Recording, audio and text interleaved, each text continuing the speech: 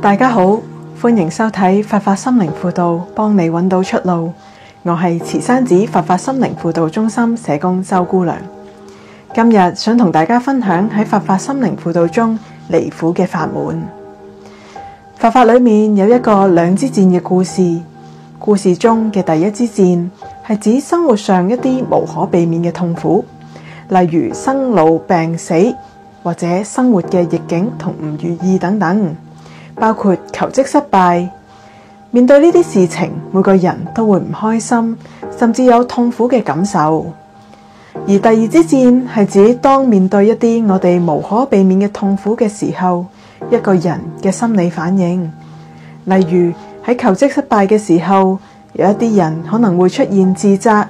認為問題完全在於自己唔夠好，出現焦慮同擔憂，甚至影響將來求職嘅信心同表現。假如我哋不斷被第二支箭所影響，有機會令我哋陷入惡性循環，例如被擔憂同缺乏信心所困擾，影響下一次見工嘅表現。佛法心靈輔導話俾我哋知，第一支箭唔係我哋能夠控制嘅，但點樣面對第二支箭，我哋嘅身心反應點樣，先係處理問題同改變方向所在。佛法有所謂84000法門，意思即係話佛法嘅豐盈豐盛，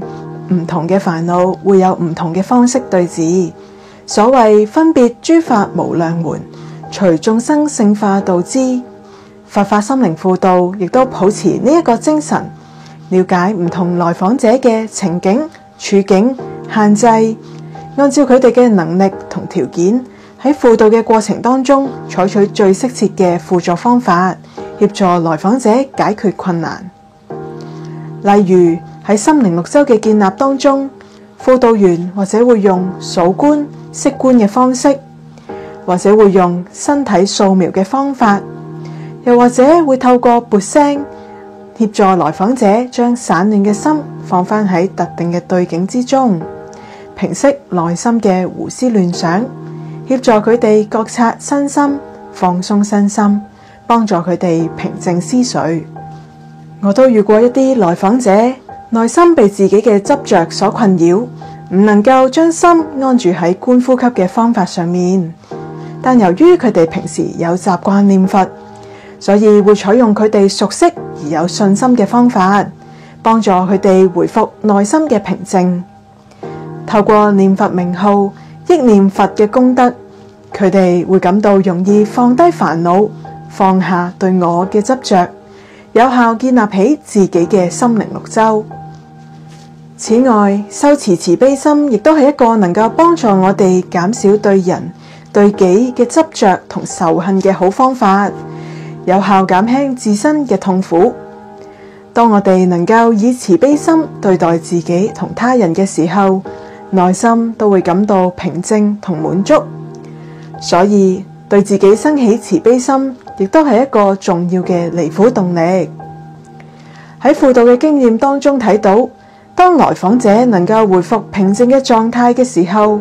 佢哋先有空間進入比較深入嘅內心探索歷程，睇到自己所執着嘅觀念，發展洞見，揾到最適合自己嘅煩惱出路。佛法心靈輔導中，我哋會以善巧嘅方式鼓勵來訪者培養慈悲同智慧，以慈悲心對待自己及他人，以緣起智慧應對執着，就係離苦得樂嘅重要法門。